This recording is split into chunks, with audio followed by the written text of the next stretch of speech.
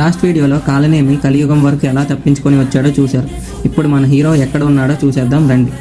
అనగనగా శివగిరి అనే చిన్న పల్లెటూరు, కల్మషం లేని మనుషులు, ఎప్పుడు పచ్చదనంతో నిండిన ఊరు. అందులో వెంకట్రావు అనే ఒక చిన్న కిరాణా షాప్ ఓనర్. ఆయన భార్య పేరు పద్మావతి. వెంకట్రావు చాలా మంచివాడు, కల్మషం లేని మనిషి. నిత్యం శివుడిని పూజిస్తూ ఉండేవాడు. ఏ పని కూడా శివనామస్మరణ చేయకుండా చేసేవాడు కాదు. వెంకట్రావుకి అన్నీ ఉన్నా ఒక్క లోటు మాత్రం తీరడం లేదు, అదే పిల్లలు పుట్టడం లేదు. అలా ఒకరోజు వెంకట్రావు పద్మావతితో కలిసి వాళ్ళ ఊరిలో శివాలయానికి వెళ్ళారు. అది చాలా పురాతనమైన గుడి. 1000 లింగాల్లో ఒక్క లింగానికి ఉండే బ్రహ్మసూత్రం కలిగిన లింగం.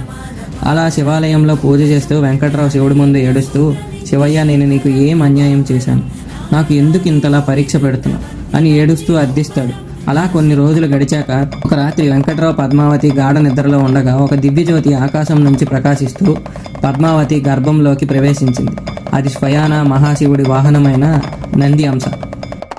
నెక్స్ట్ వీడియో కోసం లైక్ చేయండి, పార్ట్ 3 అని కామెంట్ కూడా పెట్టండి.